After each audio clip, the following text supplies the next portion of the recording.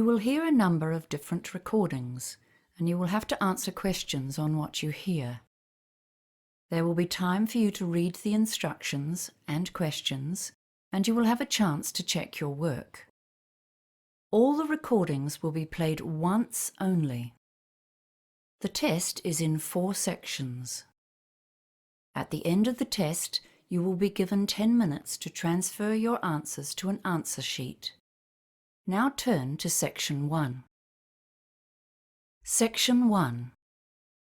You will hear a conversation between a bank clerk called Jeanette and a man who is asking for information on investing money. First, you have some time to look at questions 1 to 4.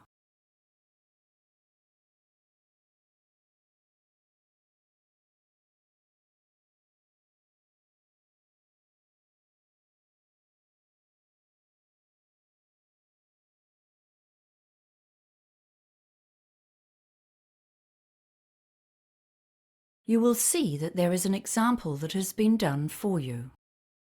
On this occasion only, the conversation relating to this example will be played first. This is Citibank. You're speaking with Jeanette. How may I help you today? Hi. I'd like to ask a few questions about a term deposit. Certainly. Do you currently have any investments with us? The man is asking about term deposits. So term deposits has been written in the space. Now we shall begin. You should answer the questions as you listen, because you will not hear the recording a second time. Listen carefully and answer questions 1 to 4. This is Citibank. You're speaking with Jeanette. How may I help you today? Hi. I'd like to ask a few questions about a term deposit. Certainly. Do you currently have any investments with us? Yes, I do, but my term deposit is due to mature soon, and I've come to find out my options for renewing and extending it. I'm considering a range of different investments, to be honest, but I wanted to begin with the simplest option. Okay, sir. Well, before we begin, I just need to verify your ID. Can I have your name, please? David Marshall. That's M for mother. ARSHALL. Thank you, David. Now, I just need to ask you a couple of security questions. What's your mobile phone number? 023-561055. And your date of birth, please? 18th of February, 1968. Right. So I've got your account information in front of me. You've currently got $18,000 on a term of 180 days. That's at a rate of 3.45% per year or per annum. Okay, so what are my options? Can we start by looking at 1 and 2 year terms? We can do that. Let's see. Right. If we put it on a 1-year term, we can offer you a yearly return of 3.65%. And for 2 years, it's 3.7%. Oh no, hang on. Sorry, we have a special deal on that term right now at 3.85%. Okay. So what does that mean in dollars? Just one moment and I'll bring it up. Okay, so the total interest earned would be $657 for 1 year, and I'm just bringing up the 2-year figure for you. A 2-year term at 3.85% interest, that's a total of $1,412 interest on maturity. Right. That's about a $700 difference. Yes, a bit more actually. Okay. Oh, a friend of mine told me he gets his term deposit interest paid into his account every month. Do you have a monthly interest option? Yes, actually. We do offer that on term deposits, but only on investments of $20,000 or more. Before you hear the rest of the conversation, you have some time to look at questions 5 to 10.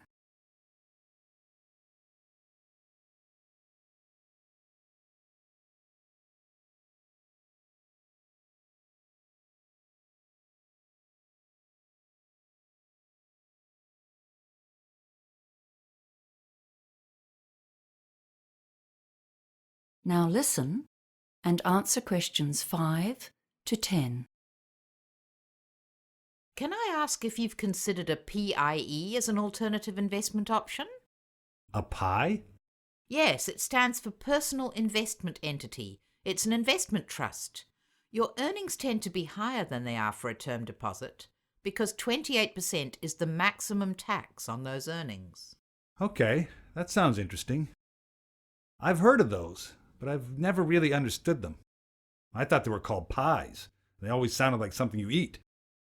But I'd sure like to get a bigger slice of my investment pie.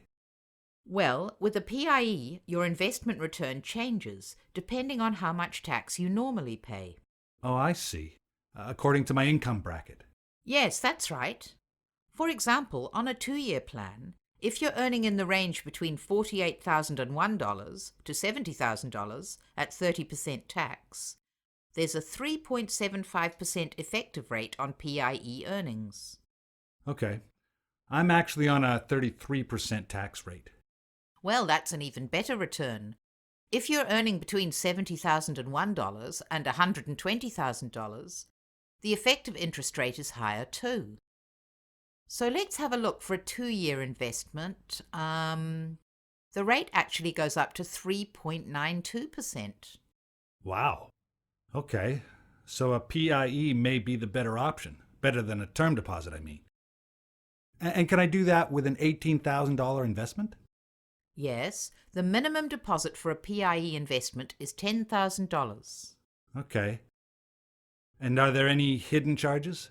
No fees at all for investing in a PIE. Well, that's good news. Oh, wait a minute. What about interest payment options? Is it the same as the term deposits? You have to have a minimum deposit to be eligible for monthly payments? Let me check the options here. Well, you'll be pleased to hear that there's actually more flexibility with PIEs than with term deposits. You can opt to have your interest paid every month, quarterly, 6-monthly, or yearly. Okay. Well, that's given me something to think about. Would you like to apply today? No. I'll have to think about it, thanks. Certainly. If you do decide to go ahead with it, applications are processed in 2 days, as long as you have a bank account with us, which you do. You can apply on our website, by phone, or pop into one of our branches. Great. Thanks for your help. That is the end of section 1. You now have half a minute to check your answers.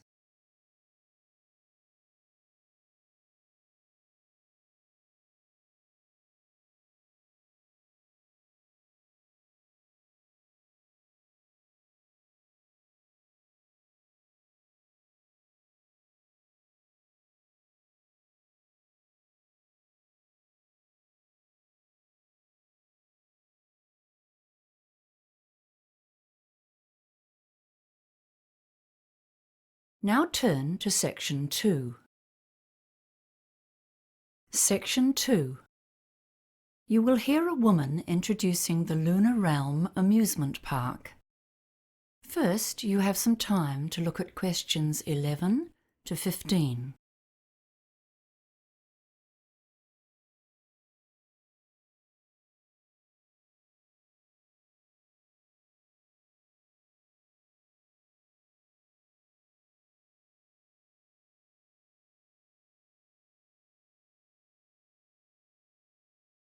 Now listen carefully and answer questions 11 to 15. Good morning, everyone. We're very pleased to have you here at Lunar Realm for our September Celebration Day. We have many smaller celebrations throughout the year for different events. I think it was 5 at last count. But the September celebration is a special day to honor the park's development, from tiny beginnings to the huge enterprise it is today. It's our most significant annual event. Come into the visitor center now. Over here, you can see a picture of the original park when it was under construction. The land was donated to the city in 1955 by the then mayor, Matthew Hardacre. But the park itself wasn't developed until 1979, and you'll notice it wasn't very big at that time. Then there was a huge growth in the 1990s, and we're still growing today. In the beginning, there were only a few small rides in the park. There were lots of other attractions in those days. including an adventure playground for younger kids. The kids loved the petting zoo with its farm animals, and in fact, that's the only attraction to have survived until now. We've still kept 2 of the original rides as an exhibit, but they're not in working order anymore. We're now one of the biggest amusement parks in the country. We've got an amazing range of amusement rides here, 43 in total this year. I think we're most famous for our roller coasters, aren't we? I guess you'll all have heard about the Hurricane. That's our oldest and most famous one. Some of our visitors think it's not fast enough to be truly exciting, but we love it because it's the highest wooden roller coaster in the country. Then we have the Bobcat. That one's a bit gentler for our younger visitors. And for the truly adventurous, the Scream Machine hurls you upside down and backwards at huge speeds. It's too much for me. It's important to remember that all of our rides have age guidelines, and to help you, there's a color system. If the sign for a ride is yellow, it means it's suitable for all ages, although we do recommend that parents or older siblings go with very young children. Blue means that children younger than 14 can ride only if an adult accompanies them. And black, well, this means that you must be at least 110 centimeters tall to ride, regardless of age. We should say that no rides are really suitable for children younger than 18 months, but we do have a special section for parents with babies. Before you hear the rest of the talk, you have some time to look at questions 16 to 20.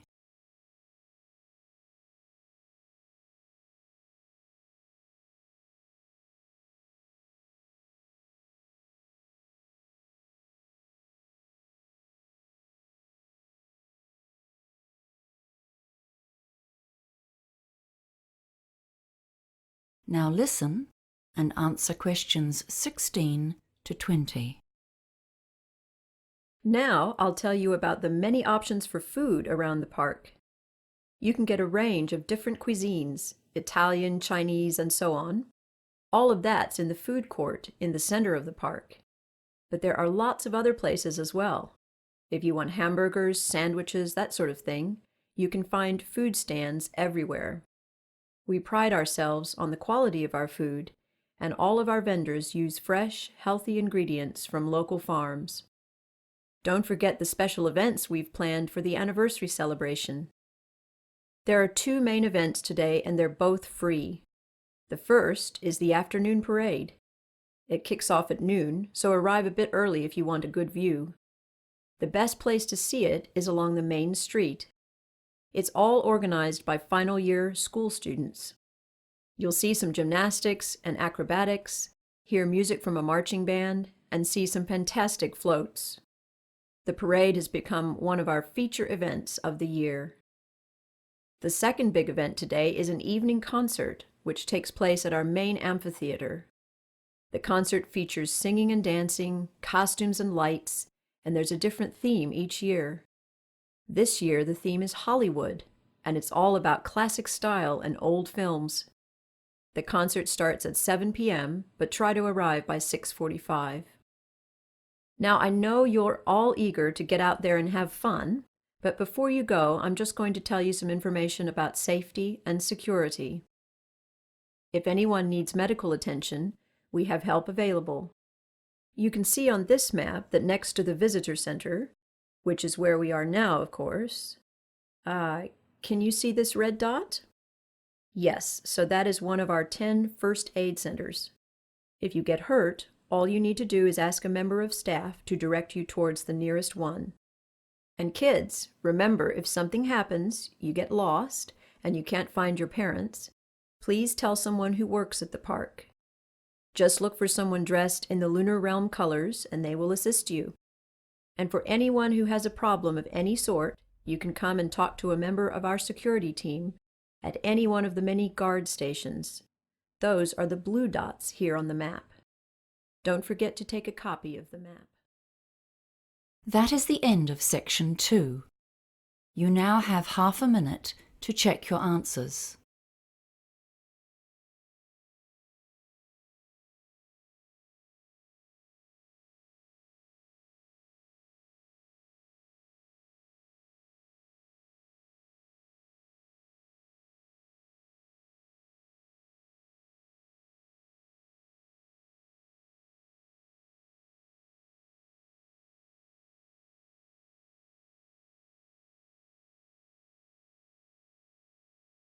Now turn to Section 3.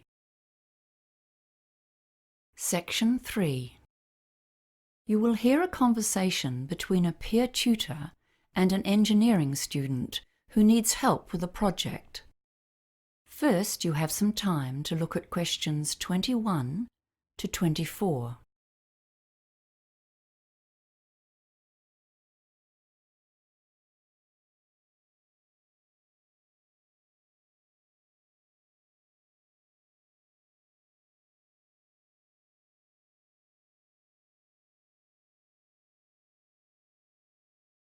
Now listen carefully and answer questions 21 to 24. Hi, John. Thanks for seeing me today. I'm really struggling with my project. I have to come up with a design for a water treatment system, and I'm really not sure what I'm expected to do. Well, as peer tutors, we've been taught to follow a process in these tutorials, okay? The first step is to look closely at the task instructions. That sounds good. I'm also... well, we've been told to do some research, but I don't know where to start. It's always hard to start with. We've got about 45 minutes today. That should give us some time to go over it. Have you done much research before? No, this is my first project like this, and I'm really stressing out about it. I went to a seminar about research at the start of the year, but I've forgotten most of it. Well, that's fine, because the next step in our tutorial will be to consider some common research strategies that you can use to get started. With engineering, a lot of the projects you do are practical, so you can think about how you can access other people's write-ups of similar projects.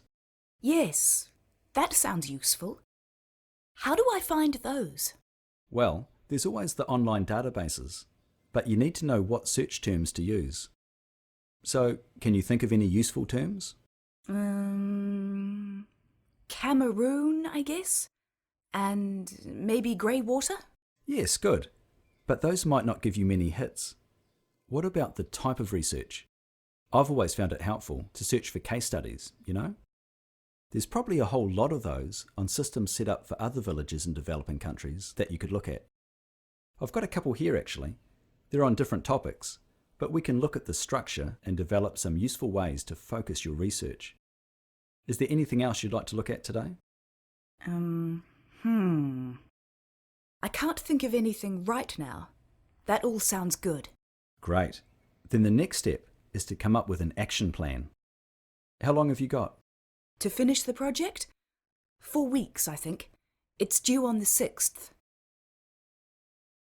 Before you hear the rest of the conversation, you have some time to look at questions 25 to 30.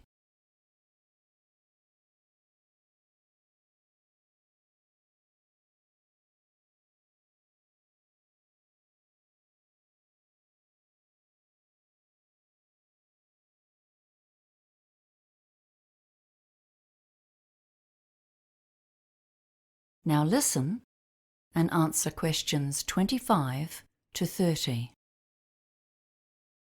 Right. Let's start with the project requirements then. You've got them there? Great. Let's see. Tell me what you understand about the task. So we need to create a system for grey water treatment so that we can minimise the strain on the overloaded water supply in a village in Cameroon. That's right. But I don't get the details about the type of system and what it needs to be used for. Okay. We'll come back to the type of system in a minute. It says here grey water. Have you learnt about grey water? No, I missed the lecture. Okay. So it's the water we use in our houses, but not in the toilet. The water that goes down the drains, not into sewage. It can be recycled because it's relatively clean. So what might the water treatment system try to do? Treat it and direct it somewhere else? Exactly. Why treat it? 'Cause... oh, right. I get it. 'Cause it's still going to have bacteria in it. That's why it needs to be treated. That's right. And then when it's treated, what could it be used for? Something else, like irrigation in gardens? Yes, There are other practical uses too, inside the house. For toilet systems? Oh, what about for laundry? Yes, exactly. That's a good example. Okay, that's pretty clear now. Thanks. Great. Now, let's think about the type of research you might need to do. I'll need to look at different types of water treatment systems, so I know the pros and cons of each one. Good. Where would you look first? The internet? Yes, but be careful. Remember, you're likely to find a lot of biased websites. You know, manufacturers wanting to advertise their brands. It might be better to use the engineering library. I'm not too confident about using the library, to be honest. It's so hard finding the right resources. It's often about choosing the best search terms to put into the catalogue search field. Yeah, I try to do that. Like water treatment? That might be too broad. Grey water treatment systems? That's more like it. And you'll need to search for systems designed for residential, not commercial use. There's a big difference. I usually end up borrowing a massive pile of books, then get home and find they're useless. Try reading through the contents before you take them out. Flick through to relevant sections. Often it helps to read parts, not all the way through, but... Just to get the main idea. That's right. Oh, and I see this as an EWB project. Have you seen the website? It might have some exemplars of the winning designs from last year's competition. No, I saw that and didn't know what EWB meant. Engineering Without Borders is what it stands for. That is the end of section 3. You now have half a minute to check your answers.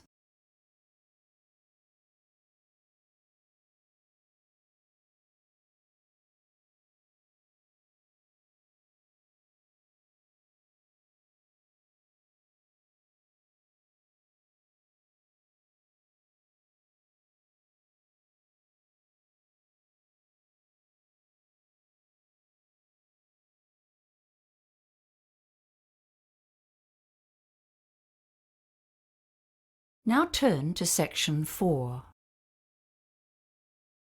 Section 4. You will hear a talk on the topic of the caveman diet. First, you have some time to look at questions 31 to 40.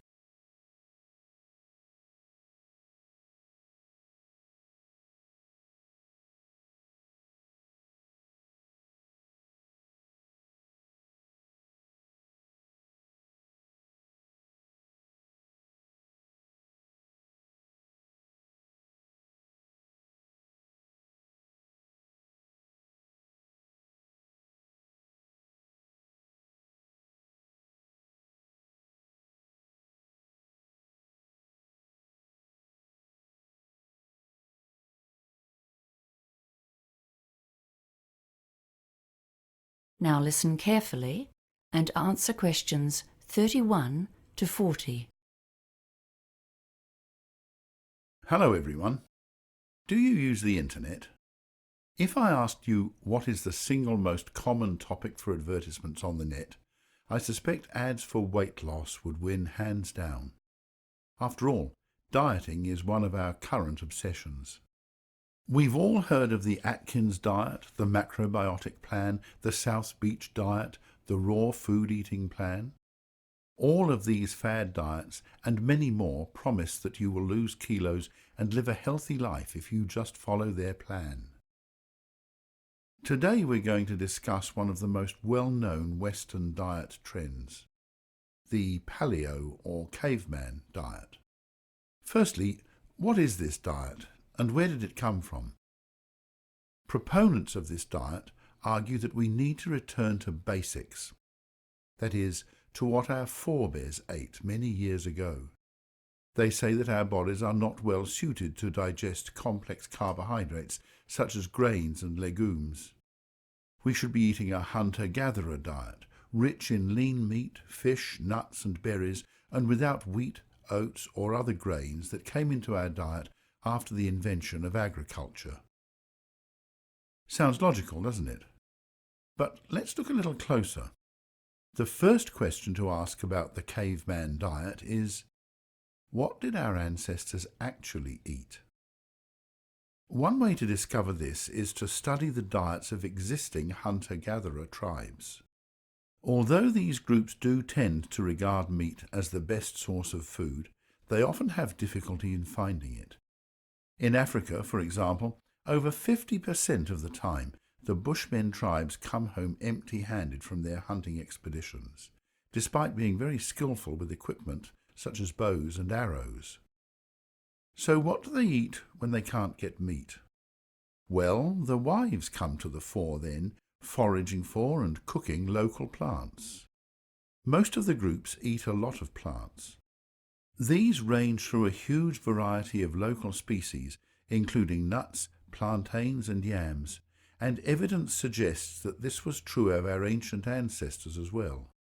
Researchers suggest that these people would eat more meat if they could get it, but in fact only approximately a third of their calories comes from this protein and fat-rich source. Research shows that when these groups first come into contact with a Western diet, their health suffers.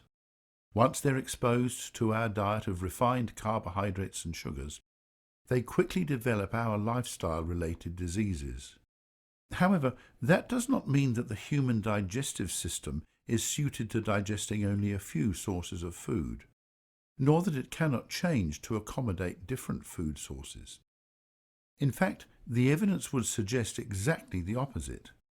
As a species, we are able to make significant modifications to our digestive systems according to what foods are available in our local environment. Examples abound, and our ability to digest lactose is a good one. Lactose is a sugar that is found in milk, and it is digested in the human gut by the enzyme lactase. In communities in Europe, the Middle East, and Africa that traditionally herd cattle and drink cow's milk, this enzyme is present and people can digest milk products. However, in places such as China and Thailand, which do not have this style of farming, the enzyme is lacking, and most people have lactose intolerance. Another example is the ability to digest the sugars from starchy foods. Communities that eat a lot of these foods have saliva that breaks down starchy foods before they reach the gut, whereas other groups have more difficulty in getting nutrition from high-starch sources. In fact, if you look at indigenous cultures around the world, there is a huge variety of successful diets. The Inuit get nearly all of their energy from high-fat sources, such as seal meat. The Jains in India have religious beliefs which prohibit eating any living thing, including eggs, but which do, however, allow for the consumption of milk products. Other groups eat mostly fish or have an insect-based diet, depending on locally available sources of protein. So the idea that our caveman ancestors ate one homogeneous diet and that if we follow this we can all be healthy would seem to be an oversimplification.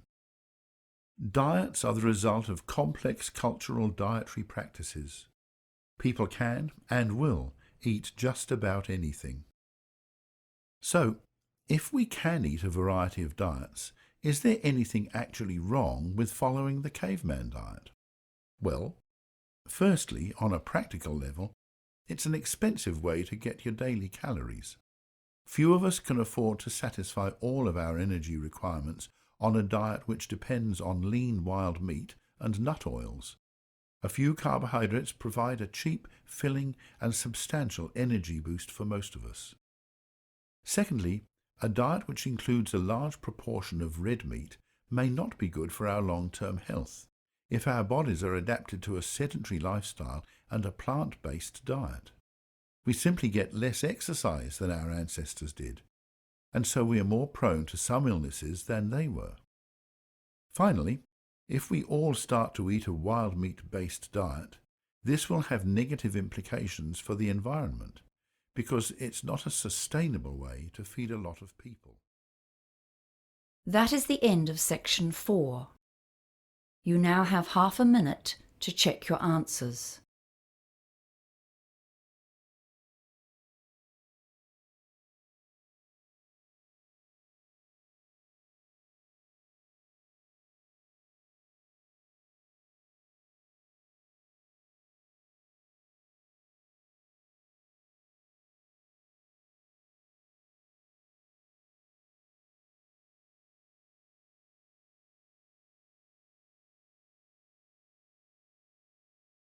That is the end of the listening test.